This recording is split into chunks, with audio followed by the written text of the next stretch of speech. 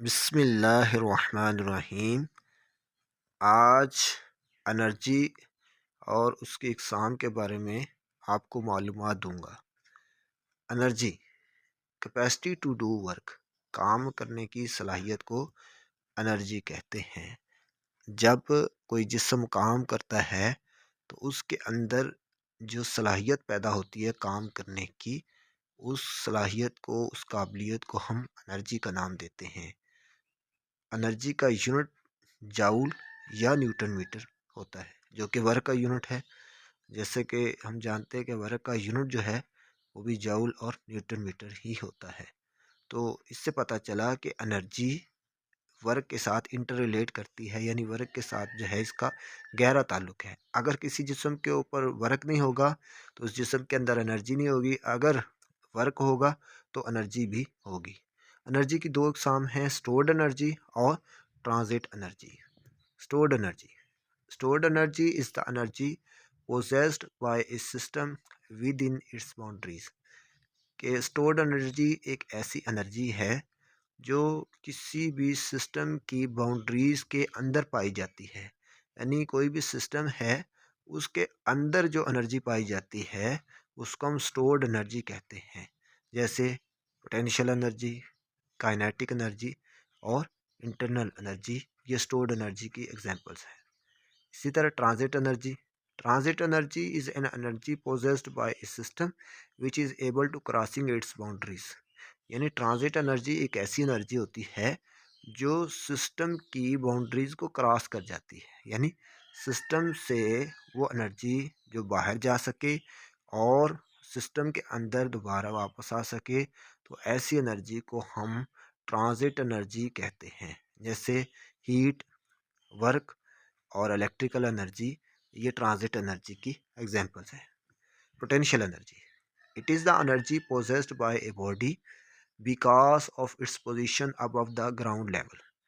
यानी ज़मीन की सतह से बुलंदी पर कोई अगर जिस्म पड़ा हुआ है तो उसके अंदर जो एनर्जी मौजूद होगी उसको हम पोटेंशियल एनर्जी कहते हैं। पोटेंशियल एनर्जी का फार्मूला है PE बराबर है mgh।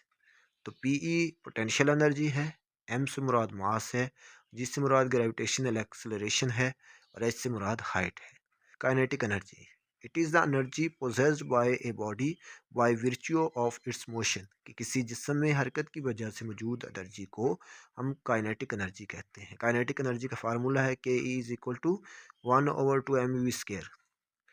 के ई काइनेटिक एनर्जी का मुखफ़फ़ है, एम से मुराद मास ऑफ द बॉडी है, वी से मुराद velocity of the body in metre per second है। Chemical energy, energy stored in the bonds of chemical compounds. यानी केमिकल कंपाउंड्स के बॉन्ड के अंदर जो एनर्जी होती है उसको हम केमिकल एनर्जी कह सकते हैं। दूसरे अल्फाज में हम कह सकते हैं कि केमिकल एनर्जी में be release during a chemical reaction. जब कोई केमिकल रिएक्शन होता है तो उसकी सूरत में जो एनर्जी पैदा होती है उसको हम केमिकल एनर्जी कहते हैं। Chemical energy often in the form of heat energy. Chemical energy जो है वो जब कोई कीमियाई रिएक्शन होता है तो केमिकल एनर्जी हीट एनर्जी की सूरत में ज़ाहिर होती है, हीट की सूरत ज़ाहिर होती है। उसके बाद है थर्मल और heat energy. Thermal energy also called heat energy. Thermal energy को हम हीट एनर्जी भी कहते हैं।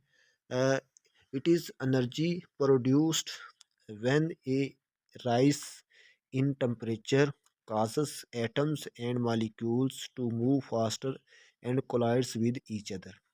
कहते हैं कि ये एक ऐसी एनर्जी होती है जो किसी भी जिस्म के अंदर, किसी भी गैस के अंदर पैदा होती है उस सूरत में जब उस जिस्म का या उस गैस का टेम्परेचर बढ़ता है। अब जब टेम्परेचर बढ़ेगा तो उस गैस के मॉलिक्यूल्स और एटम्स आपस में टकराएंगे और उस बर्तन के साथ भी टकराएंगे जिसके अंदर वो मौजूद हैं। जब ये आपस में या जो है वो बर्तन के साथ टकराएंगे तो उस सूरत में क्या होगा कि इसके अंदर एक एनर्जी पैदा हो जाएगी जिसको हम थर्मल एनर्जी या हीट एनर्जी कहते हैं।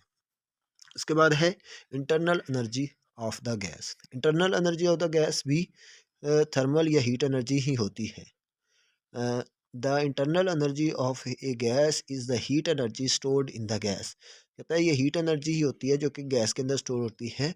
When a certain amount of heat is supply to the gas, जब हम किसी गैस को मखसूस हरारत मुहैया करते हैं, some of it is converted into mechanical energy in the form of external work.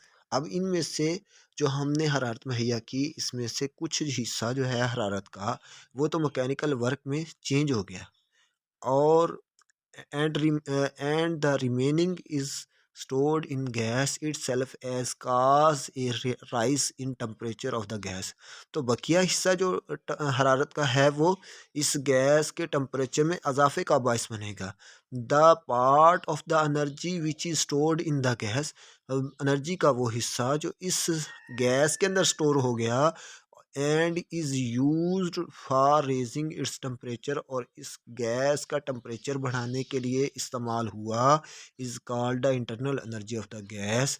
तो इस हिस्से को जो इस गैस का टेम्परेचर बढ़ाने के लिए इस्तेमाल हुआ, इसको हम कहते हैं internal energy of the gas, यानी गैस की इंटरनल एनर्जी कहते हैं। और इसको यू से ज़ाहिर करते हैं मैथमेटिकली, हम इसका फार्मूला यूँ लिख सकते हैं, M U is equal to M C V T2 minus T1।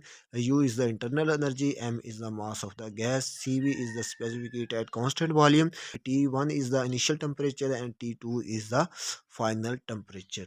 तो इस इंटरनल एनर्जी की हमने तारीफ सुनी कि इंटरनल एनर्जी जो है ऐसी एनर्जी है, जब हम किसी गैस को हरारत मुहैया करते हैं तो हरारत का वो हिस्सा जो गैस के अंदर जज्ब हो जाता है, वो गैस के टेम्परेचर को बढ़ाने के लिए इस्तेमाल होता है। उस एनर्जी को जो गैस के टेम्परेचर को बढ़ाने के लिए इस्तेमाल हुई, इसको हम कहते हैं internal energy of the gas. उम्मीद करता हूँ आप इसके बारे में बहुत चीज़ समझ चुके होंगे। ओके जी, अल्लाह हाफिज़।